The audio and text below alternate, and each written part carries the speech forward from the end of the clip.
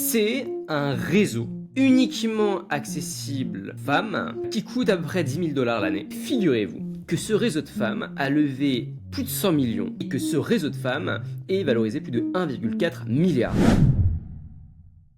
Alors juste avant de commencer le podcast, si vous voulez être la personne la mieux informée de la pièce en business et tech, on a une newsletter totalement gratuite qui vous envoie en 3 minutes par jour les 5 actus que vous devez absolument connaître pour avoir un coup d'avance et prendre les meilleures décisions. C'est moi personnellement qui la rédige tous les jours. Il y a plus de 10 000 entrepreneurs, CEO, cadres sup et futurs décideurs qui la lisent tous les jours. Voilà, vous allez adorer, c'est gratuit encore une fois, c'est le premier lien dans la description. Luc, aujourd'hui, on a décidé de parler d'un sujet qui nous tient à cœur, qui est un sujet qui n'est pas nouveau, mais qui a de plus en plus de résonance, et c'est une très bonne chose. C'est tout ce qui est lié à entre guillemets, l'investissement et la création de nouveaux business sur la diversité, et notamment tout ce qui est business créé, fondé et dirigé par des profils féminins. On sait que pendant longtemps, et notamment dans la Silicon Valley, il y a eu on va dire un problème de mixité à ce niveau-là. Et de plus en plus, c'est quelque chose qui est en train d'être résolu. Et aujourd'hui, on voulait présenter certains business et certaines niches qui ont été attaquées par des profils féminins. Et donc, je vais te laisser la parole en premier, puisque je sais que tu as fait des recherches extensives sur le sujet et que tu as des business à nous présenter sur ce sujet-là. Oui, en effet, c'est hyper intéressant parce que généralement, un même produit mais avec une thèse différente peut toucher un public totalement différent et décoller extrêmement rapidement. Il y a comme ça beaucoup de business qui ont réussi à se construire.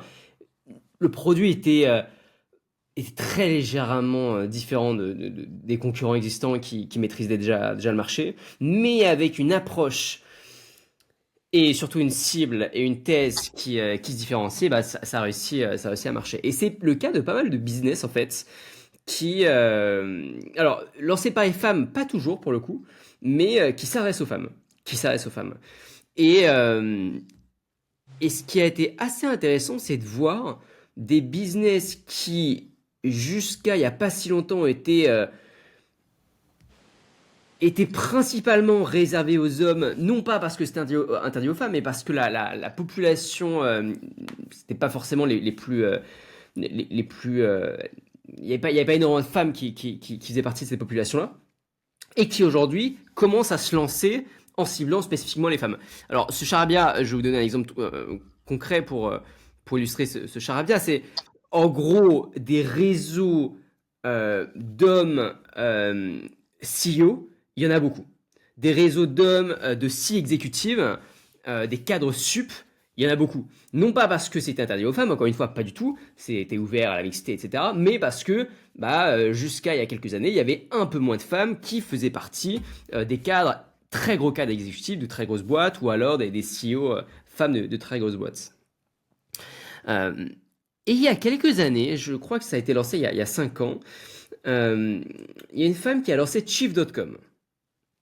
Chief.com, tu connais la boîte. On en a parlé quand même à de nombreuses reprises, mais je pense qu'en France, c'est encore très peu connu. Qu'est-ce que c'est? C'est un réseau uniquement accessible aux femmes qui coûte à peu près 10 000 $ l'année et où en fait, les femmes vont être organisées en petits groupes, des groupes de 11, des groupes de 12, et elles vont avoir des appels réguliers. Tous les 15 jours, par exemple. Elles ont un appel régulier avec leur groupe, avec que des cadres exécutifs femmes, que ça, et ce qu'on appelle un médiateur au milieu qui vient venir recadrer la discussion. Au-delà de ça, ils bénéficient de la communauté globale, et au-delà de ça, ils bénéficient aussi de masterclass, d'interventions, de conférences physiques, je crois, quelques fois dans l'année, et surtout, ce que je trouve très séduisant, c'est ce qu'ils appellent les clubhouse. En l'occurrence, c'est des lieux physiques où seuls les membres de ce réseau exclusif peuvent y accéder. Et là, vous allez me dire, oui, mais Luc, t'es bien gentil, mais un réseau de femmes, c'est peut-être pas hyper révolutionnaire. Oui, mais figurez-vous que ce réseau de femmes a levé plus de 100 millions de dollars et que ce réseau de femmes est valorisé plus de 1,4 milliard de dollars avec un revenu annuel récurrent qui, semblerait-il, dépasse aujourd'hui les 100 millions de dollars.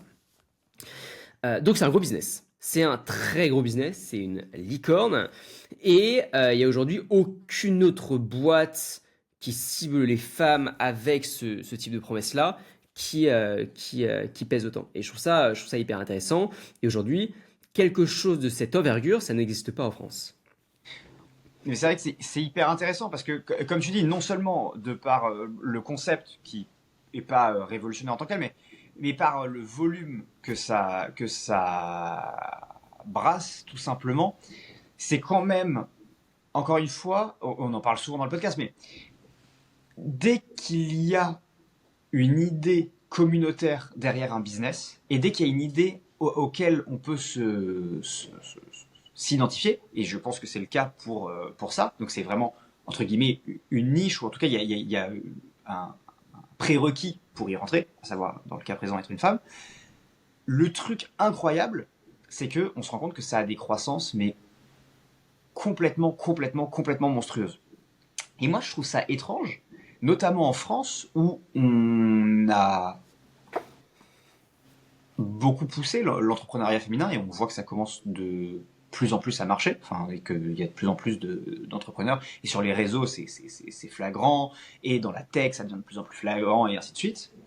C'est étrange qu'il n'y ait pas eu une initiative, ou alors on la connaît pas, et voilà, mais en tout cas, il n'y a pas eu une initiative de cette taille-là, de ce volume-là, et à l'échelle du pays, quoi. Bah, mais ouais, les pays, je pense qu'une boîte comme ça, d'autant plus que pour le coup, c'est vraiment réservé aux États-Unis, Chief.com. Donc là, c'est pas comme beaucoup de business où on peut dire oui, ça touche tout le monde anglophone. Non, là, c'est vraiment réservé aux États-Unis, puisqu'il y a des chapitres locaux, ils appellent ça. Et Ouais. donc, c'est vraiment presque même réservé par région, certaines fois. Et donc, on pourrait très bien imaginer quelque chose exactement identique en France, mais 5 fois moins gros. Ouais, mais 5 fois moins gros, ça fait déjà 20 millions de revenus annuels récurrents. Et ça, pour le coup, ça n'existe pas en France. Euh, alors, il existe forcément des clubs privés haut level pour femmes exécutives, ok, mais à mon avis, il doit y avoir une centaine de membres, quoi. On n'est pas sur les dizaines de milliers de membres aujourd'hui que Chief a réunis, et surtout, ce sont des business qui, à mon avis, doivent tourner entre 1 et 5 millions d'euros par an, et encore, même les réseaux les plus, c'est pas forcément les plus connus, mais même le Chinese Business Club, qui pour le coup est ouvert à absolument tout le monde, hein, je crois qu'ils sont à 1,8 million d'euros par an de chiffre d'affaires, ce qui est génial, hein. Le mec est seul dans sa boîte, c'est un solopreneur, c'est trop cool, ça brasse beaucoup. Mais voilà, est-ce que toi tu connais beaucoup de réseaux, d'ailleurs même pas forcément féminins, en France, qui brassent vraiment plus de 10 millions d'euros minima par an? Alors non, j'en connais pas. On parle de vrais réseaux, hein, au sens où il y a que ça. Par exemple, pas des boîtes immobilières qui sont en mode réseau où tu peux, voilà, mais il y a aussi Non, non, non, je te parle pas de MLM, là je te parle vraiment voilà, ouais, de réseau. réseau. Le Non, business model, honnêtement, c'est le réseau. j'en connais pas. À moins, à moins, je suppose que tu considères des trucs genre la franc-maçonnerie comme un réseau, et je suppose que vu le nombre de membres qu'ils ont, ils dépassent 10 millions d'euros de. Alors, c'est pas du chiffre d'affaires, parce que je crois que c'est vaguement une association ou un truc du style, mais je suppose qu'ils dépassent ce genre de truc. Mais dans la réalité, un réseau en mode entreprise tel que tu l'entends avec Chief.com, entre toi et moi, je crois pas que ça existe. Ok. Je crois pas qu'il y en ait. Enfin, en tout cas, s'il y en a, je n'ai pas l'assurance qu'il fasse plus de 10 millions d'euros de chiffre d'affaires, hein. Ok, c'est bien ce que je pensais finalement. Donc je pense qu'il y a vraiment un. J'écoutais Sam Parr l'autre fois qui disait que les communautés ce sont les nouvelles newsletters. Il y a 5 ans, les newsletters étaient très à la mode, 5-10 ans, les newsletters étaient très à la mode, ça cartonnait, etc. Il y a de moins en moins de barrières à l'entrée aujourd'hui, et donc aujourd'hui, la barrière à l'entrée se déplace vers les communautés. Et c'est vrai que ça pouvait paraître délirant il y a quelques années d'imaginer qu'une communauté en elle-même, un réseau en lui-même, pouvait être un business à part entière et pas juste une feature d'un business. Bah aujourd'hui, c'est le cas de plus en plus et ça brasse énormément d'argent sans se faire chier à trouver son product market fit parce que finalement le réseau, bon bah voilà, le product market fit il est là, et sans se faire chier avec de la tech, même si ce genre de plateforme aime bien être un peu fancy avec des features technologiques, des plateformes dédiées, ça reste quand même de la tech qui est accessible qui est facilement accessible. Donc je pense honnêtement que un chief.com en France ou en Europe de manière plus régionale, je pense que ça cartonnerait. Je pense que ça cartonnerait et je vous invite grandement à aller regarder à quoi ça ressemble. L'une des questions que vous pouvez vous poser, c'est mais comment est-ce qu'ils ont fait pour se développer aussi vite? En fait, ce qu'il faut savoir, c'est qu'aux États-Unis, les boîtes sont prêtes à payer des dizaines de milliers d'euros par an pour coacher, pour former leur cadre exécutif. C'est une pratique courante. En France, je ne sais pas trop comment ça fonctionne à ce niveau-là, mais il y a des dépenses dédiées pour former les cadres exécutifs aux États-Unis. Et donc, la promesse de Chief, c'est d'aller voir toutes ces boîtes et d'aller leur dire, ou aller voir les salariés de ces boîtes pour qu'elles-mêmes aillent négocier auprès de leurs supérieurs et aller leur dire, écoutez, pour 12 000 balles, en gros, on est formé, on a le réseau ensuite qui va aussi nous permettre de développer l'activité. On a le clubhouse, on a ci, on a ça, et puis potentiellement on peut être plusieurs aussi au sein de la structure à être là-dedans pour aussi faire rayonner la boîte au sein d'un réseau de femmes qui compte aujourd'hui plusieurs dizaines de milliers d'adhérents. Donc eux aujourd'hui leur strat d'acquisition, leur son garde, ils sont nulle part sur les réseaux. Ils ont des pages mais c'est que dalle. Ils ont surtout procédé via le call mailing et aussi et surtout via le bouche à oreille, mais bouche à oreille à l'intérieur des boîtes. Donc c'était le call mailing directement très peu auprès des cadres exécutifs finalement, mais plus auprès des boîtes du département qui servaient à financer, à libérer des fonds pour la formation. Et ensuite le call mailing auprès de femmes exécutives. Mais ce qui est impressionnant, enfin ce que moi je trouve impressionnant avec ce genre de business, c'est que certes c'est un réseau à la base, c'est le développement du truc, mais ils ont réussi à être extrêmement malins et à rendre l'aspect réseau important sur d'autres choses. Tu l'as dit tout à l'heure sur la formation par exemple, sur le fait, évidemment je suppose qu'il doit y avoir un aspect commercial, trouver des clients et ainsi de suite. Et du coup quand tu investis les 10 000 balles dans ce genre de produit, tu te retrouves pas uniquement avec accès à un réseau pour se donner des conseils et éventuellement faire un peu de démarchage si ça se passe bien, mais tu te retrouves avec un produit organisé sur lequel tu sais que, entre guillemets, on va dire, tu as un ROI clair, net et précis. C'est ce qui manque ici. Là, excuse-moi, BNI doit faire plus de 10 millions. Bah oui, bien sûr, BNI, oui, bien sûr. BNI doit faire plus de 10 millions. Sauf que BNI, enfin, je suis allé une fois à une réunion BNI et ça devait être il n'y a pas loin de 10 ans maintenant. Mais BNI, la plupart des gens finissent au bout d'un moment par lâcher parce que si t'es pas dans un business local, pur jus, tu vois, du style. Après, pour ta défense, en fait, BNI, moi, je le considère pas vraiment comme un réseau communautaire. Alors attention, me sautez pas dessus.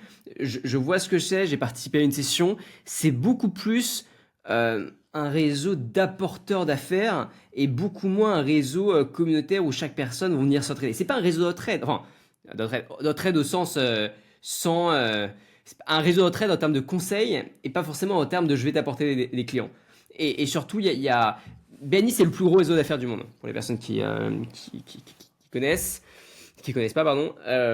C'est énorme. Je crois que c'est pas loin d'1 milliard de chiffre d'affaires annuel. Mais c'est quand même, voilà, tu vas voir un avocat, tu vas voir un comptable, tu vas voir, voilà, il y a très très peu de personnes du monde du business en ligne, il y a très très peu de startups qui y sont, voire même pas du tout. Et puis encore une fois, tu y vas dans un intérêt vraiment égoïste. Tu te dis voilà qui je suis, donnez-moi des clients en gros. Là où Chief.com, Hampton ou nous ce qu'on avait commencé à faire avec le sanctuaire, c'est beaucoup plus un lieu d'échange pour s'entraider avec des conseils, s'entraider pour se soutenir finalement, et beaucoup moins pour se filer des clients.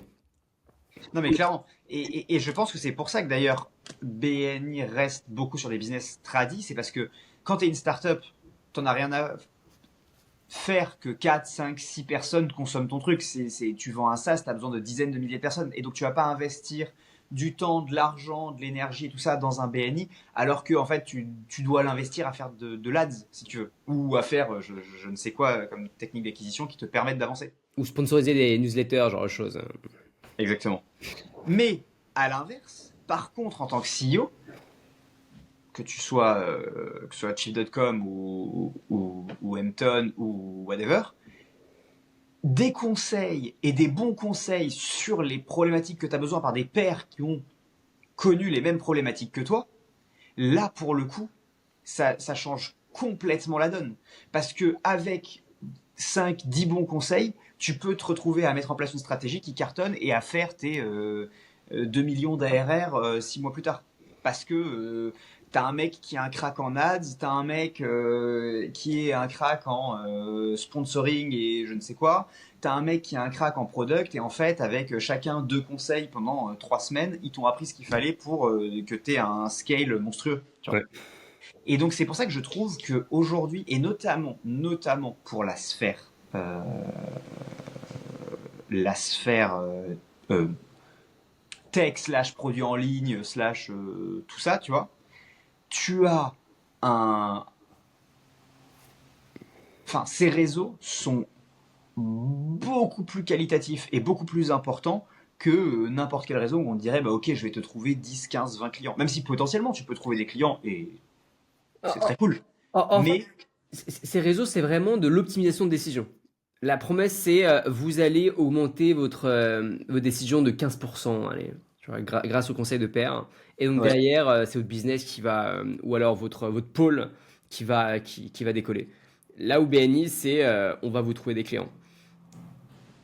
Ou pas ouais, d'ailleurs, parce que ça marche pas tout le temps. Et d'ailleurs, ça- pourquoi t'es pas retourné à une réunion BNI, toi? mais excellente question. Moi, je suis partenaire à une réunion BNI parce que, en fait, si tu veux, je n'avais dans la réunion BNI en question aucune personne qui pouvait vraiment être mon client. Et si jamais j'avais quelqu'un qui pouvait être mon client, en fait, je le rencontrais en une fois, ça devenait mon client, mais c'est pas comme si on allait refaire. Enfin, tu connais notre business model, donc une fois que j'ai vu la personne une fois, moi je lui trouve des financements, fin de l'histoire. Mais il n'y a pas un volume assez conséquent pour. Bah, déjà à l'époque on vendait du rapport, donc vous n'avez pas exactement ça, donc à remettre aussi dans son contexte. Et deux, il n'y a pas un volume assez conséquent pour que ça me justifie que j'y aille tous les mardis matins ou tous les mardis toutes les 2 semaines, tu vois. Zéro. Moi je trouve ça même un peu déprimant pour être très honnête, ce genre de réunion. Parce qu'il y a un côté un peu réunion des business qui ont un peu lâché l'éponge, tu sais, les petits business. Enfin, ça manquait, sans vouloir bien sûr les prendre de haut, mais ça manquait un peu ce dynamisme, cette énergie de en fait on va conquérir le monde. J'ai l'impression que c'était, voilà, c'était une énergie vraiment différente. Mais parce que c'est pas le sujet, mec. Totalement. Parce que c'est pas le sujet. Encore une fois, Chief.com ou The Hampton, il y a ce côté on va tout exploser, il y a un podcast, machin, on va tout exploser, on est des cracks. Ce n'est pas la même chose qu'un BNI qui est un business qui te dit ok, comment je développe mon business, je trouve des clients, je m'assure de trucs, mais sur des boîtes de souvent, faut pas dire tout le temps parce que c'est des fois c'est pas le cas, mais sur des boîtes de petite taille ou de taille moyenne.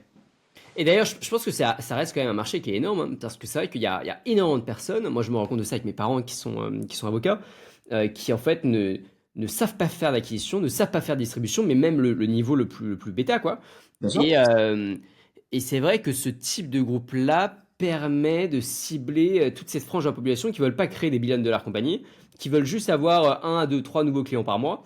Et donc, assister à des BNI, bon, c'est suffisant. Attention, hein, attention, parce qu'il faut prendre des pincettes sur ce qu'on vient de dire. Je pense que BNI est un bon produit pour sa cible. Je pense juste que nous, c'est un peu éloigné de ce qu'on raconte et de ce qu'on voit au quotidien et de qui on est. Mais dans la réalité, BNI est un bon produit pour sa cible. Après, lorsque je faisais les ads pour le Sanctuaire, l'ads qui cartonnait le mieux, c'était BNI, mais en mieux, car tout le monde sait que c'est nul. Et ça cartonnait, mec. Ça cartonnait. Et toutes les personnes Oui, qui avaient au téléphone, c'était putain, BNI, j'y vais, mais j'ai vraiment pas le choix. C'est juste qu'il y a pas mieux, quoi. Quand je dis il y a pas mieux, c'est qu'il y a pas d'alternative. Alors que oui, c'est vraiment nul.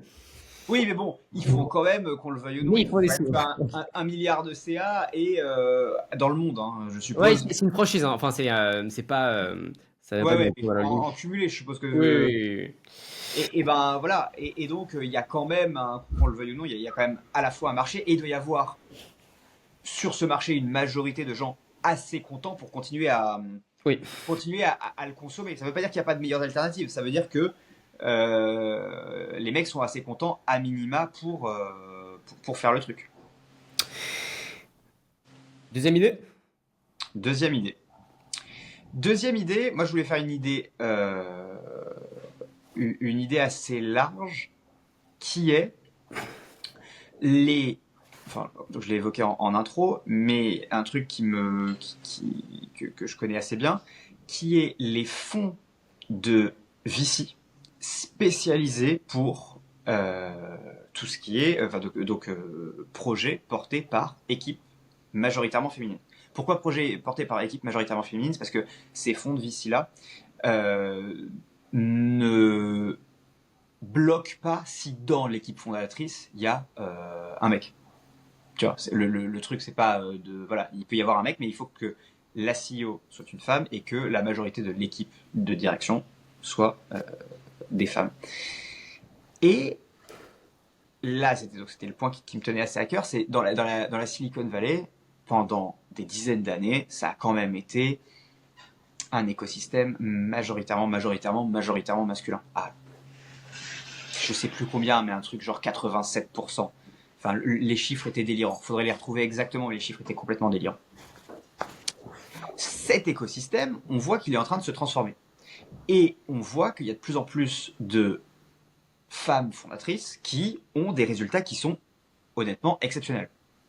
Canva, Mira Murati qui vient de lever 2 milliards, Valo 12 milliards sur un produit qui n'est pas encore sorti, tu vois. Enfin, ça prouve la confiance qu'on donne à ces fondatrices, du coup, et qui est juste extraordinaire. Enfin, je veux dire, quand on dézoome 2 minutes, c'est quelque chose de complètement extraordinaire. Anthropique, dans l'équipe fondatrice, il y a aussi une femme. Et des boîtes comme ça, il y en a évidemment dans le dating. Enfin, on l'a vu en France avec Clara Gold. Enfin, il y en a énormément. Et souvent, il y avait avant une difficulté d'accès aux capitaux. Et on se rend compte d'un truc, et ça recoupe aussi avec une des discussions qu'on a souvent eues sur le podcast, qui est oui, la fin des VC, c'est paru dans la newsletter, en plus, hier ou avant-hier, je sais plus quel jour, mais c'est un thème récurrent chez nous. Et je me rends compte d'un truc, c'est avant, les VC, ils étaient structurés par industrie. Tu vois, tu avais des VC spécialisés voyage, des VC spécialisés ci, ça, et quelques VC généralistes, les Sequoia et Andreessen et machin, tout ce que tu veux. Aujourd'hui, on voit des VC arriver avec des spécialisations qui sont complètement différentes, qui parlent au fondateur. C'est-à-dire que le fondateur devient le client qui va venir chercher de l'argent ici. Donc des VC spécialisés pour les femmes, c'est le sujet du jour. Il y a des VC spécialisés pour d'autres types de minorités. Et ça, je trouve ça assez incroyable qu'il y ait ce revirement. Ça veut dire que, en fait, ces fonds de VC-là se disent, ok, notre client, c'est plus le LP. C'est plus le mec qui nous donne de l'argent. Notre client, c'est le fondateur. C'est le fondateur qui a besoin de se financer, qui a besoin de financer ces super innovations. Et je pense que ces fonds de VC, c'est hyper intéressant parce que, en faisant ça et en maîtrisant parfaitement une communauté, ils arrivent à toper les meilleurs talents de cette communauté.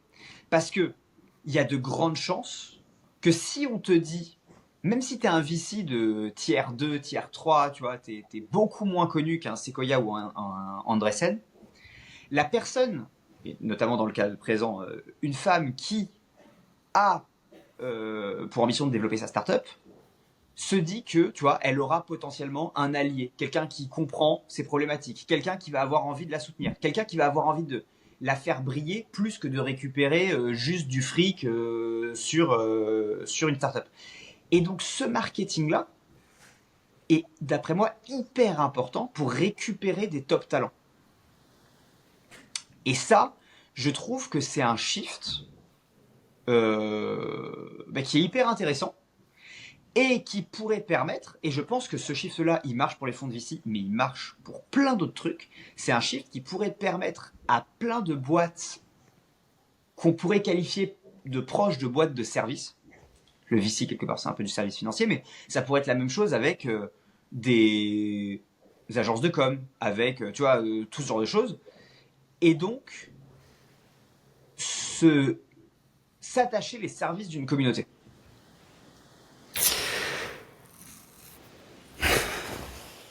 Je suis sceptique.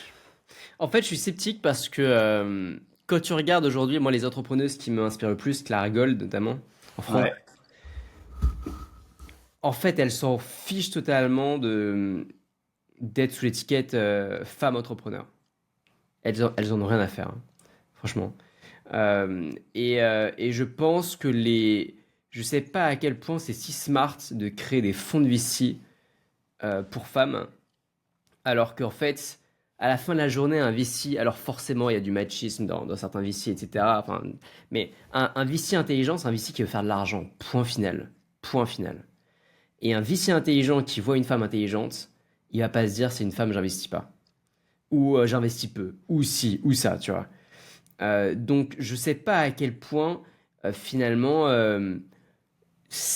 j'ai l'impression que c'est plus du virtue signaling que vraiment une opportunité à saisir à ce niveau-là. Peut-être ce qu'il faudrait faire, c'est plus du côté des femmes, c'est peut-être plus faire en sorte que... Ce qui peut se passer certaines fois peut-être, c'est que certaines femmes se fassent avoir dans certains deals. Parce que peut-être qu'elles vont moins négocier, peut-être que si, peut-être que ça. Donc peut-être qu'il y a des fonds qui vont être un peu moins faire à ce niveau-là. Donc je pense que c'est plus une question de formation, peut-être en amont, mais est-ce qu'il faut vraiment des fonds spécialisés là-dessus? Je sais pas si on veut des. Tu vois, à la limite, des fonds spécialisés par pays. Ok, enfin, je veux dire, ok, nous, on est spécialisé sur la région Asie, ok. Des fonds spécialisés par industrie, c'est logique, mais des fonds spécialisés sur la diversité. Enfin, j'ai du mal à.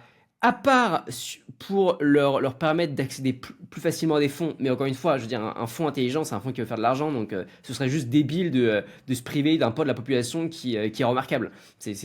Donc, je pense que. Je sais pas, je suis un peu sceptique. Tu prêches un convaincu, hein. C'est juste que les stats, pendant 5 décennies, on dit l'inverse, tu vois.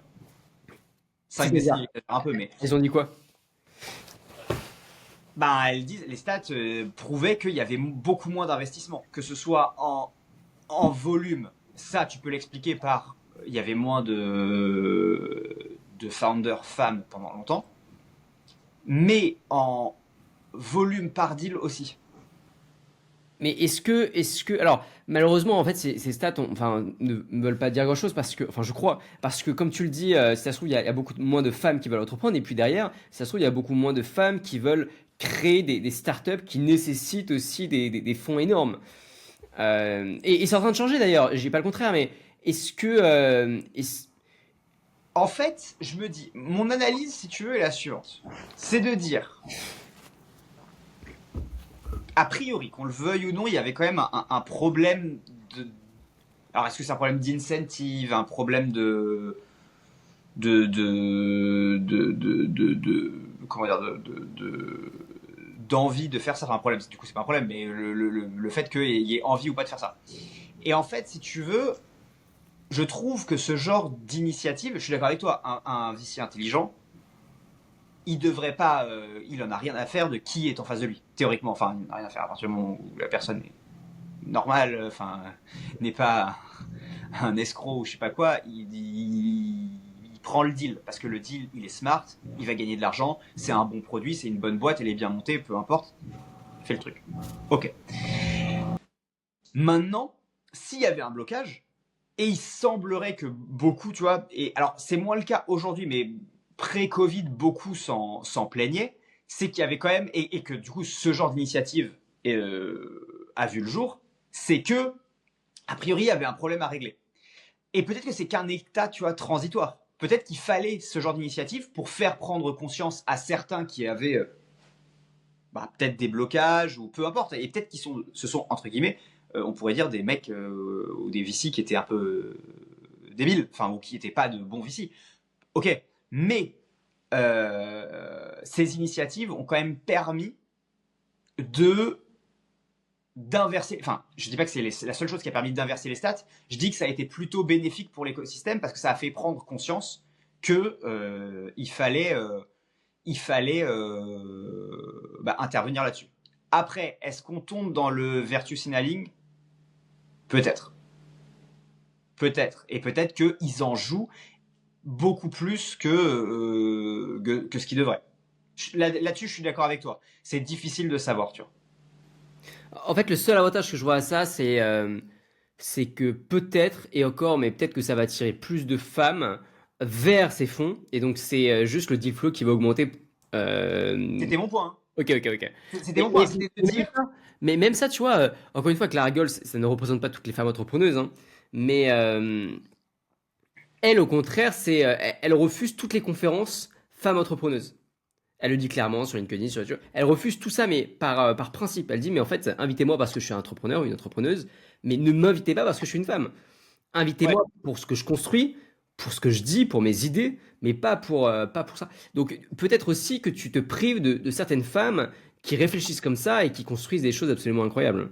Ah, mais c'est clair. Ah, mais c'est clair que tu as toujours le revers de la médaille. C'est clair que tu vas te priver de gens qui considèrent que c'est du virtue signaling. Hmm. Prochaine idée. Vas-y, je t'écoute. Let's Batch.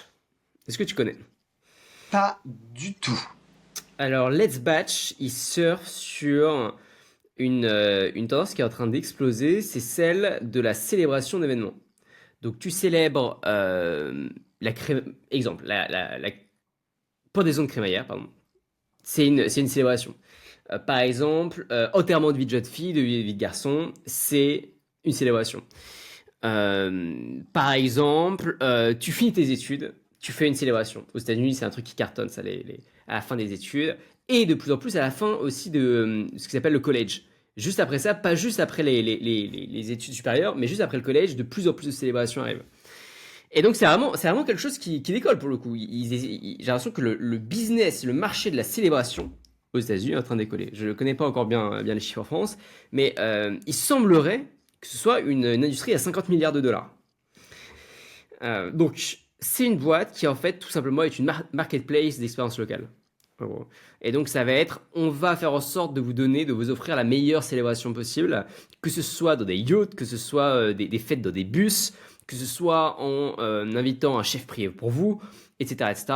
Et donc c'est une marketplace dans laquelle ils ont intégré tout un tas de features qui peuvent être intéressantes pour les organisateurs d'événements, comme par exemple des itinéraires, le fait de pouvoir partager les dépenses lors d'événements, etc. Donc c'est pas juste une marketplace, c'est aussi une plateforme qui permet de simplifier la gestion de ce genre de célébration-là. Pour la petite histoire, ils ont levé. Alors, j'ai cru voir qu'ils avaient levé plus de 20 millions de dollars, mais j'ai surtout vu une série A à 9 millions de dollars en 2023. Et ils ont déjà plus de 3 millions d'utilisateurs et ils couvrent 35 villes aux US. Et il semblerait qu'ils aient pris 30% du marché US uniquement des enterrements de vie de jeunes filles. Ce qui est assez énorme puisque c'est à peu près 1 sur 4. Et aujourd'hui, ce qu'il faut savoir, c'est que le fondateur et la fondatrice d'ailleurs, parce que ça a un peu évolué, mais de base, c'était uniquement pour les soirées entre femmes, les bachelorettes, justement. Donc, Ok. et c'était dans les soirées étudiantes pour femmes, quoi. C'était uniquement ça. De base, c'était vraiment, vraiment uniquement. D'où le fait que j'en parle dans cette vidéo. Et les fondateurs sont de Hampton. Et Hampton n'accepte que les membres qui font à minima plus de 3 millions par an de chiffre d'affaires. Et encore là, ils ont augmenté la barre, je crois, à 6 millions. Donc c'est un business qui marche. Et on ne parle pas de volume d'affaires là, on parle de leur vrai chiffre d'affaires. Parce que ça reste une marketplace, donc il me prend une commission derrière. Et donc c'est quelque chose qui marche vraiment pas mal. Ça s'est élargi maintenant à plus que juste les femmes. Mais pendant très longtemps, c'était bachelorette, plus enterrement de vie de jeune fille, etc., etc. Je trouve l'idée est vraiment cool. Je trouve que c'est un marché qui est très intéressant. On parle pas de tous les types d'événements, on parle des célébrations. Donc là encore une fois, la thèse elle est différente. Donc ils peuvent arriver sur un marché qui est ultra compétitif et ultra concurrentiel, le marché événementiel, des plateformes événementielles, la mise en relation marketplace. Il y en a à pléthore, il y en a énormément pour le coup. Par contre, se positionner sur non, en fait, nous on fait la célébration. Et en plus de ça, on a aussi toutes des features pour organiser ces célébrations, pour les gérer, pour splitter les dépenses, pour montrer l'itinéraire. Voilà, une sorte d'outil tout en un pour toutes ces célébrations. Je trouve ça très smart, très intelligent. En France, je ne connais pas. Est-ce que tu as des des pensées qui te viennent. Ouais, alors je sais pas si ça existe en France. Je sais qu'en France il existe. Alors tu vas me dire que ça n'a rien. Enfin, le concept est le même, mais le fond est différent. Mais il existe en France pour tout ce qui est séminaire d'entreprise le Oui. même outil. Hmm. Enfin, de ce que j'en comprends en tout cas, parce que je connaissais pas, voilà, mais il existe plus ou moins le même outil et je sais que ça cartonne et que, alors je ne connais pas sur l'outil en question le chiffre d'affaires réel au sens ce que eux ils encaissent, mais pareil sur un fonctionnement marketplace, leur volume d'affaires, on parle, je crois, de 80 millions, à minima 80 millions d'euros par an. Ce Énorme. qui, même s'ils prennent 10 ou 20%, ça veut dire qu'ils font entre 8 et 16 millions de CA, de vrais CA. Ouais, c'est énorme. Je connais pas exactement les volumes ni ce qui est de rigueur sur ce marché-là. Par contre, je sais que tout ce qui est organisation, en fait, organiser un événement, je sais pas si tu l'as déjà fait, mais c'est très très chiant. Ouais. Non, j'ai jamais fait et je déteste ça. C'est c'est extrêmement complexe, c'est long. Tu peux avoir des problèmes liés bah, à tout ce qui est la vie réelle. Tu vas faire venir un traiteur. En fait, il n'y a pas ce qu'il faut pour manger. Alors, normalement, tu t'en rends compte avant, mais voilà, tu veux faire venir un photographe, il a un problème, il peut pas. Ou le mec, en fait, tu te rends compte qu'il est mauvais. Enfin, quand t'es pas un expert de l'événementiel, organiser un événement, c'est très compliqué. Et donc, quand t'es une boîte normale ou encore pire, quand t'es un particulier, et que tu as des moyens normaux, tu vas pas te prendre un expert tu vas pas embaucher à temps plein un expert, tu vois, en événementiel et en organisation. Et donc moi, ça me choque pas que ce truc-là cartonne complètement. S'ils te font je suppose que c'est comme ça, ils te font un package tout en un, tu dis ce que tu veux, tu dis ce que t'aimes bien, et eux t'organisent tout le truc de A à Z. Je suppose que c'est ça. J'ai jamais essayé d'organiser un événement dessus. En fait, c'est plus une marketplace où à partir du moment où tu choisis ce que tu veux, une fête dans un bus par exemple, Ouais. après, tu as accès à une sorte de dashboard avec toutes les différentes options et surtout toutes les features qui permettent de faciliter l'organisation. Ouais, voilà, bah, c'est ça. Donc, en fait, c'est du tout en un. Donc, tu choisis un type d'expérience et après, tu Mm. la customises un peu, je suppose, machin. Mais tu reçois ton produit, entre guillemets, ton produit fini, quoi. Mm. Et ça, bah, honnêtement, dans un monde où on a quand même été très digitalisé et où on s'est vachement coupé, une de nos grandes théories, c'est les business de rencontres physiques vont exploser. Et je pense que ça, c'est typiquement, mais typiquement le genre de business physique bah, qui explose parce que les gens ont envie de connexion, mais les gens n'ont quand même pas envie de se faire chier. Parce que on est habitué maintenant on clique sur un bouton et ça fonctionne. Et donc je t'organise en cliquant sur un bouton tous les trucs dont tu as besoin pour ton événement, que ce soit des célébrations, que ce soit des séminaires d'entreprise dans le cas de la boîte française. Mais je suis à peu près certain que ça fonctionne. Ensuite, le fait que ça a été, ça a été lancé sur une niche qui est comme tu dis, les bachelorettes, bah c'est assez évident que en faisant ça, marketingement c'est plus simple, tu commences à capter une niche. Si ça cartonne dans cette niche, t'as plus qu'à pousser, tu vois. Mm. Et ça c'est la stratégie classique du je prends un truc qui fonctionne très très très très très très bien, je m'adresse à ces clients avec une grande précision, je les connais parfaitement. Une fois que j'ai fait cartonner le truc et que je récupère du cash, j'ouvre sur d'autres types de clients et je vois ceux qui répondent le mieux et ainsi de suite. Donc, moi, je trouve ça complètement logique que ce genre de business existe et je serais, mais alors vraiment pas étonné que le truc arrive en France. Il y a quelques années, j'avais donné un cours dans une école de commerce et tu sais, il y avait une sorte de business game où les gens devaient créer des startups. C'est pour ça que j'avais été invité au truc et voilà. Et je me souviens d'un groupe entièrement féminin pour le coup, qui avait décidé de créer un hôtel à pyjama party. Le délire était le suivant. Alors pour le coup, c'était réservé 100% aux femmes. Et c'était un peu un truc, tu vois, nostalgie, retour en arrière. Il y avait tout un business plan qui avait été créé, donc le biz était euh, assez clair, hein. Tu loues ou t'achètes un hôtel, si t'as pas les moyens de faire ça, leur idée secondaire, c'était de dire on va voir des hôtels ou, tu vois, ou des hôtels particuliers ou des boutiques hôtels ou des trucs un peu stylés qui sont vides à certains moments. Et on leur dit qu'on va leur remplir X chambres pour organiser des pyjama parties entre potes, tu vois. Avec, pareil, une appli et tout un paquet de features, tu vois, genre, bah, je veux ça, non, ça m'intéresse pas, je veux qu'on puisse faire nanana, avec des activités, de la bouffe, des massages, enfin, que sais-je, toutes les idées qui peuvent te venir, plus des activités hors site pour la journée, par exemple. Je sais pas si, je pense qu'elles ont pas fait le truc, si, ben, je suppose que j'en aurais entendu parler, ou voilà. C'est débile, hein. Mais je pense, non, mais non seulement c'est pas débile, mais c'est même une super idée. Et je pense que tu aurais un play à jouer là-dessus, alors que tu le fasses en version pure immobilier où tu achètes les lieux, tu prends un risque, voilà, ou tu aides des gens à remplir leurs lieux. Mais au final, ça revient à peu près au même. Mais je pense que c'est un truc qui cartonnerait. Et c'était inspiré, alors je crois, enfin c'était inspiré d'une série dont je pourrais plus te dire le nom de la série, mais c'était inspiré d'une série où ils avaient vu un truc un peu comme ça aux États-Unis et ils avaient un peu copié-collé le concept à la française. Mais je pense que tu fais un business comme ça en France, non seulement t'attires des Français, mais je pense qu'en plus t'attires énormément de personnes étrangères qui veulent disons que tu le fais à Paris, qui veulent se faire un week-end, tu vois, type Emily in Paris, quoi, en gros. Et je pense que tu peux faire, mais cartonner un business. Je pense que ça peut être un business. Enfin, on parlait tout à l'heure du seuil de 10 millions d'euros de CA par an, mais je pense que c'est pas un problème. Mais pas une seconde. C'est une sorte de WeWork de la soirée, quoi. C'est une sorte de WeWork de la soirée.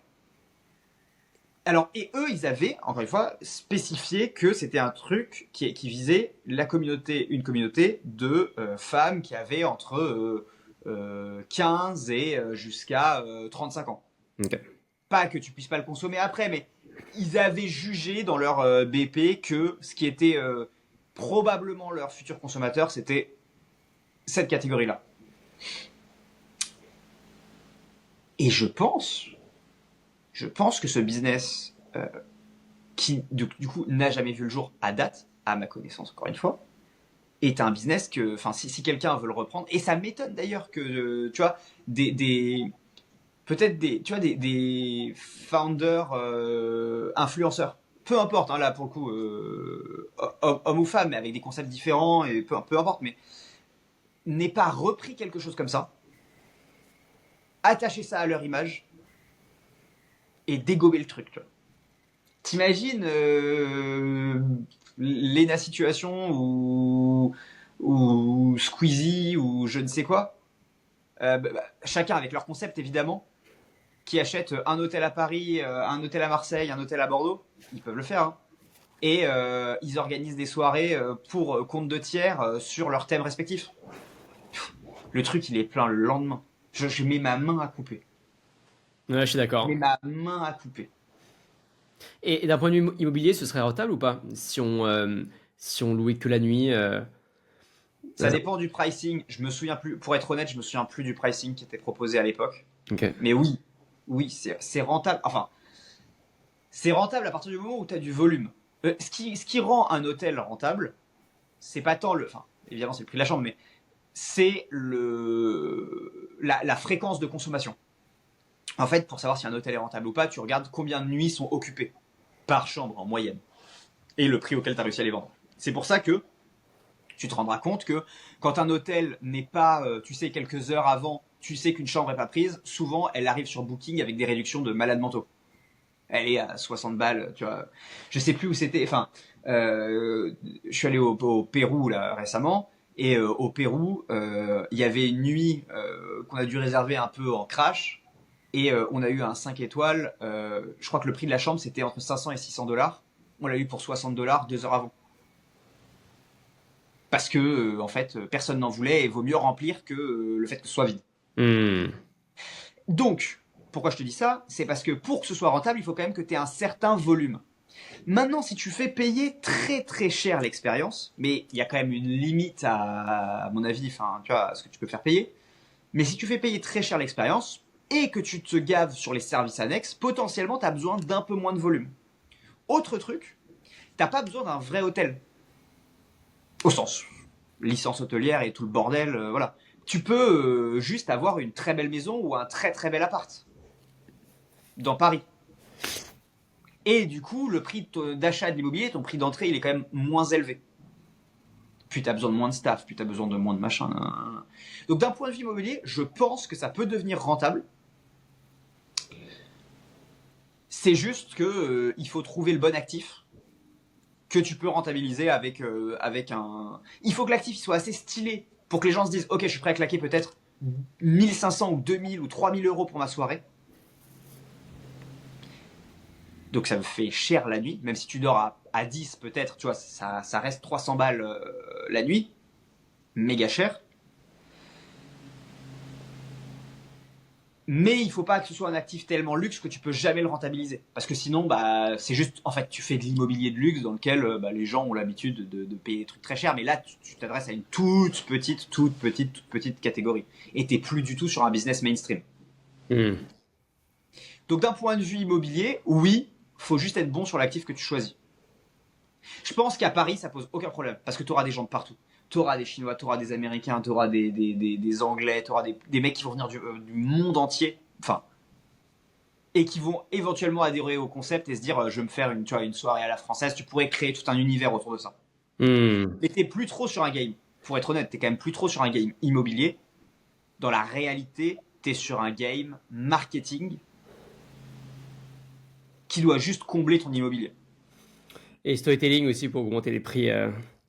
Storytelling, bah c'est ce que j'avais, oui, pardon. Enfin, quand je dis marketing, c'est au sens large du thème. C'est un game Hmm. product plus marketing. Donc, créer de la hype, créer de la rareté, storyteller le truc à fond de manière à pouvoir faire augmenter les prix et que les mecs soient prêts à payer des prix qui sont parfois, entre guillemets, délirants. Et avoir une communauté qui. L'avantage, c'est s'ils peuvent recommander. Si c'est pas un truc one shot, tu vois. Parce que si c'est un truc one shot, tu l'as fait une fois dans ta vie et puis t'arrêtes, au bout d'un moment, tu risques d'avoir un problème pour un business vraiment pérenne. Par contre, si c'est un truc où tu peux changer, tu vois, les concepts au fil du temps, ça peut avoir énormément de sens. Tout en restant dans une idée générale, hein, mais le concept peut varier pour éviter la fatigue, tu vois, du truc, quoi. Ok. Ouais, très smart. Bon, let's go, hein. Faites-le. Écoute, let's go. C'est celle-là, vous voulez la reprendre. Je pense que je dois pouvoir retrouver. Vous nous envoyez un message, je dois pouvoir retrouver le BP qui avait été fait à l'époque. Je sais pas si. Prochaine idée? T'as quelque chose ou tu veux que je rebondisse? Non, mais moi, c'était celle-là, j'ai rebondi sur le truc, mais c'était celle-là, ma deuxième. Ah, Donc, pardon. Ok, ok. à ton tour. Alors, moi, c'est The Newsette. The Newsette, c'est une newsletter 100% adressée aux femmes qui, pendant un temps, est montée jusqu'aux 20-25 millions d'euros de chiffre d'affaires annuel. Alors, il y a eu un article de Forbes, très long article de Forbes, qui montrait qu'en fait, la créatrice était une scameuse, que la valorisation annoncée de plus de 200 millions était totalement fake, etc. Il n'empêche que ce qui a été vérifié, c'est que la boîte a en effet fait une fois plus de 20 millions d'euros de chiffre d'affaires annuel. Ça arrivait une fois. Euh, juste la newsletter, puisqu'il y avait une newsletter après une agence derrière, mais juste la newsletter fait à peu près 5 millions d'euros de chiffre d'affaires annuel, entre 3,5 et 5 millions. Donc qu'est-ce que c'est? C'est une newsletter quotidienne qui s'adresse exclusivement aux femmes avec des conseils de vie, avec des conseils pour s'habiller, avec des idées aussi de tenues à porter. Donc c'est un truc un poil cliché, je trouve personnellement, mais qui cartonne. Ils ont plus de 500 000 lectrices actives et je crois qu'ils ont plus un million et quelques de mails. Et ils se rémunèrent principalement avec l'affiliation et avec la sponsorisation. Et derrière, ils ont bien entendu l'agence, mais si on reste juste sur le côté newsletter pour femmes, qui fait entre 3,5 et 5 millions par an, voilà leur business model. Ça, je trouve ça très smart parce qu'en fait, on sait tous que les médias, au féminin par exemple, ce genre de médias, ça cartonne. Les médias pour femmes, mais en général, ce sont des médias qui marchent pas trop mal. Ça brasse plusieurs dizaines de millions d'euros de chiffre d'affaires. Mais la version newsletter, je ne connais pas beaucoup. En France, je connais personne. Alors, il y a la newsletter Vox qui s'adresse pas mal aux femmes, mais c'est pas vraiment dans le même mais c'est pas vraiment dans le même objectif. Et ça reste une newsletter qui est assez petite en termes de nombre d'abonnés. Je crois qu'on est autour des 60 000 abonnés. Ce qui est pas mal, mais on pourrait, à mon avis, chercher beaucoup plus en France. Euh, donc voilà typiquement un autre type de business model, beaucoup plus axé média, et totalement à destination des femmes, qui brasse pas mal et qui, à mon avis, il y a une place à prendre en France sur ce créneau-là. Ouais, l'histoire de cette boîte est assez incroyable quand même, parce que je pense qu'il faut qu'on la raconte, parce que ça va intéresser quand même tout le monde, parce que elle est rocambolesque, je crois, il faut dire. C'est, tu disais tout à l'heure, la valorisation est fake, c'est encore plus compliqué que ça, parce que c'est pas tout à fait vrai. C'est qu'il y a des gens qui ont vraiment investi sur cette valorisation, donc la valorisation est comptablement validée. C'est juste que après un an ou deux, les gens ont avoué ne jamais avoir investi, d'avoir donné l'argent, avoir acheté les actions à ce prix-là, mais n'avoir jamais vraiment vérifié ce qu'il y avait dedans. Ce qui est quand même, quand on parle de montants comme ça, on parle de 200 millions d'euros de valo, et si je dis pas de bêtises, on parle de quasiment une dizaine de millions d'euros de levée, hein, tout confondu. 12 même. Ouais, ouais. Ouais, 12 millions levés, 200 millions de valo, ce qui est, bon, déjà un ratio assez inhabituel, mais admettons, et avec des gens très sérieux, hein, de l'autre côté. Alors souvent c'était des gros business angels, il n'y avait pas forcément de fonds, je crois, ou peu, mais des business angels et des entrepreneurs très très très sérieux qui avaient vendu une boîte, dont un qui avait vendu une boîte pour 400 ou 500 millions dans la tech, je me souviens plus de son nom, mais qui est quelqu'un qui sait ce qu'il fait, entre guillemets. Voilà. On peut en tout cas le supposer. Et ils ont eu une croissance qui est incroyable. Et la fondatrice, je trouve elle a une histoire qui est assez incroyable.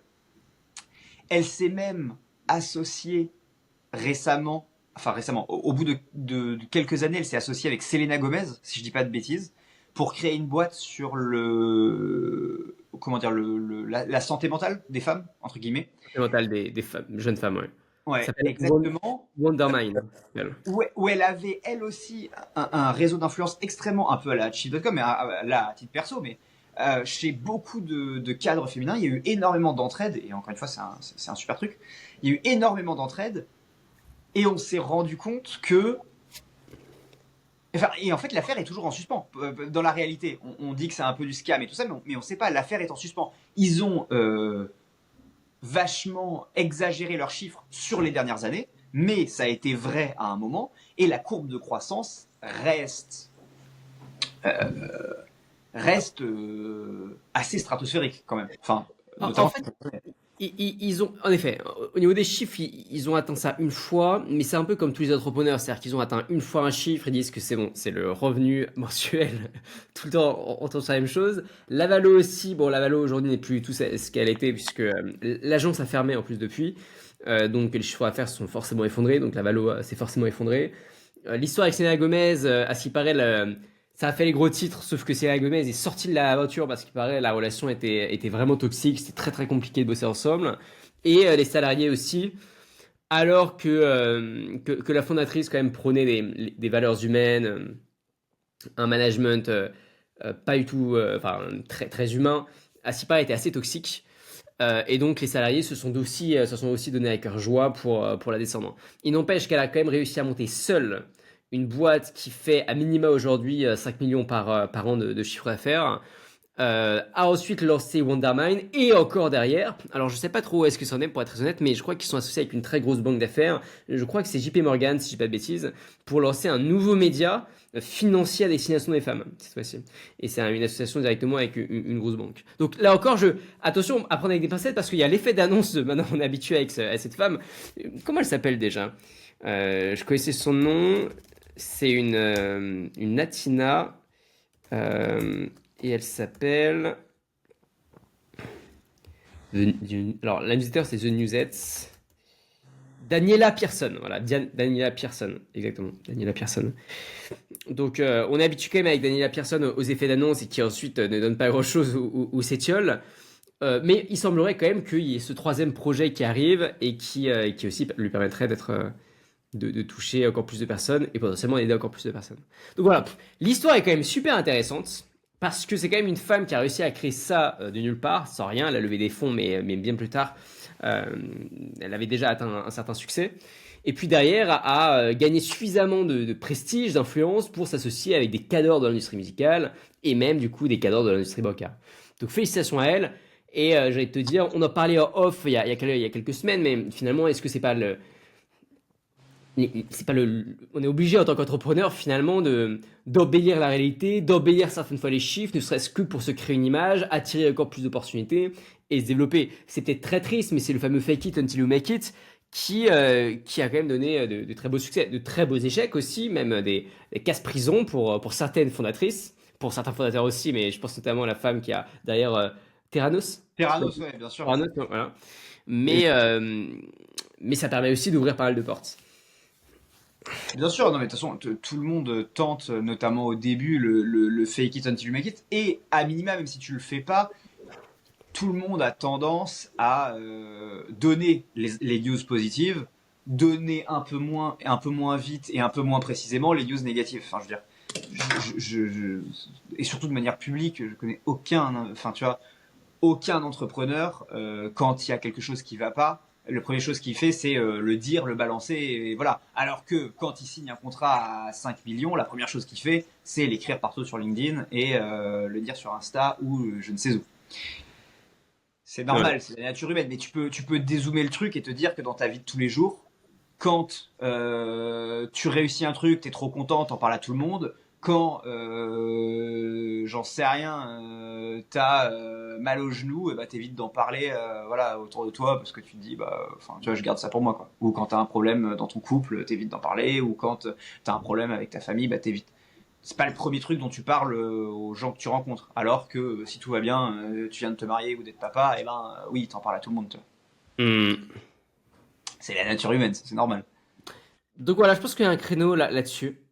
En Ouais, France, mais ah oui, c'est mais ça c'est clair. Moi, je pense que de manière générale, tu vois, mais en fait, ce n'est juste ni plus ni moins que de reprendre des trucs qui ont déjà fonctionné pour les médias ailleurs, donc des big ID qui ont fonctionné à d'autres moments, et de les appliquer aux newsletters, demain de les appliquer à des médias générés par IA, demain de les appliquer à ce que tu disais tout à l'heure avec Chief.com, de les appliquer à des communautés.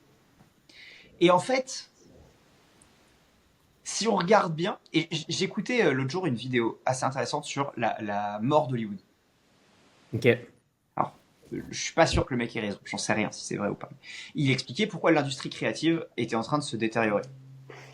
Euh, et pourquoi Hollywood était en train de passer, pourquoi ils avaient moins de soft power, enfin bref, c'est une vidéo assez longue, donc il y a plein de sujets qui sont traités.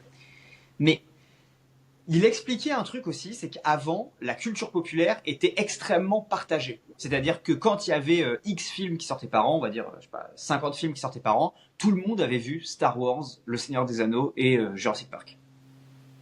Je schématise, tu vois, mais c'était des vrais événements. Il dit aujourd'hui, avec Netflix, avec les plateformes, avec les réseaux sociaux, avec comment dire, la spécialisation que tu peux avoir, en fait, la culture mainstream s'est fragmentée. Ce qui est intéressant, puisque théoriquement, une culture mainstream, c'est ce qui n'est pas fragmenté, c'est ce qui touche tout le monde. Mais là, justement, il dit que la culture mainstream, en tout cas la production mainstream, se fragmente. Et je pense que pour les médias et pour les boîtes, c'est pareil. Et tout le sujet qu'on vient de traiter aujourd'hui, c'est de dire des big ID appliqués à une communauté, et donc, dans le cas présent, appliqués aux femmes, ont plus de chances de réussir encore aujourd'hui. Tu répliques une big ID pour une communauté, elle a plus de chances de réussir aujourd'hui parce que les gens sont habitués à la fragmentation et donc à la communautarisation, pas sûr que le mot existe, à la communautarisation, disons, des produits. Et donc en fait, aujourd'hui, en attaquant des niches et ainsi de suite, tu peux être plus efficace qu'un ancien média giga mainstream qui traite tout et n'importe quoi. Et je pense même que la réalité, un business pour les femmes, c'est pas une niche, puisqu'en fait, tu touches la moitié de la population. Donc, tu vois, si t'as un business complet, bah, ce serait une demi-niche. Enfin, c'est déjà gigantesque. Mais je pense qu'on va aller beaucoup plus loin dans ce truc-là, avec des business qui vont devenir, tu vois, de plus en plus précis sur les communautés. Et de plus en plus restreints, avec des choses ouais, ok, je suis une femme, mais j'aime pas la même chose que, tu vois, une de mes potes pour 40 000 raisons, tu vois.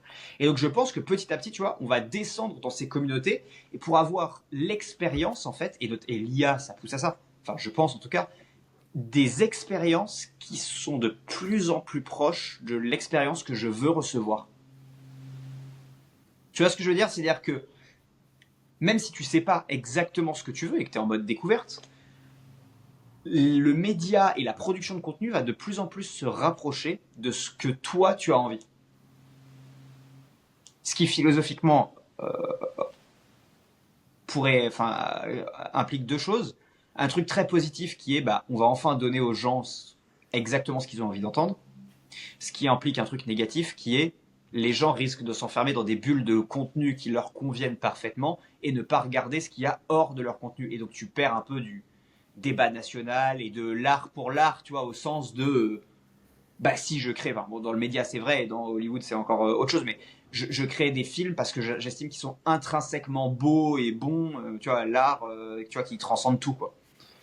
Bon, c'est un peu une ouverture Non, mais c'est philosophique. intéressant. Mais C'est tu vois hyper ce que je veux intéressant. dire? Ouais, C'est-à-dire totalement. que tu finis par isoler les gens en voulant leur rendre service. Mm. Je pense qu'il y aurait un vrai débat philosophique. Mais je pense par contre, d'un point de vue, parce qu'on n'est pas là pour philosopher sur comment va évoluer la société, mais on est là pour philosopher sur quel business vous devriez lancer. Et je pense que ce qu'on peut ressortir d'aujourd'hui, c'est de se dire, ouais, plus vous êtes capable de cibler dans le marketing, dans le product et dans toute la culture de la boîte une communauté particulière, plus vous êtes capable d'avoir des résultats qui cartonnent et qui cartonnent vite. On l'a vu encore une fois avec la dernière newsletter, les taux de croissance et l'ampleur de ce qu'elle a réussi à faire, même si peut-être il y a du flanc, sont quand même impressionnants. Complètement impressionnants. 100%. Enfin, t'imagines une newsletter qui, à un moment, encore une fois qu'on le veuille ou non, a valu 200 millions. Enfin, on sort des chiffres souvent dans le podcast et on se rend pas bien compte parce que on les côtoie au quotidien et que aujourd'hui tu lis TechCrunch, tu vas sur Twitter, tu vas sur Insta, tu as toujours des chiffres qui sont de plus en plus gros, de plus en plus, voilà. 200 millions pour une newsletter. Enfin, je veux dire, en France, une boîte qui était vendue ou qui a valu 200 millions il y a encore 10 ans, c'était des groupes de PME qui des fois avaient 100 ans, qui embauchaient des milliers de personnes, tu vois. Mm. Enfin, et là, on parle de bien segmenter une audience, de tabasser quelques années en ads, en créa et ainsi de suite, et tu te retrouves avec tout ça. Bah écoute, c'était un mot de conclusion parfait. Je te On remercie. s'arrête là? Ouais, À la semaine prochaine. Merci à tous. Abonnez-vous, ça nous fait plaisir. Et ça nous aide aussi, ça nous permet d'être plus visibles. Et puis à la prochaine. à la prochaine.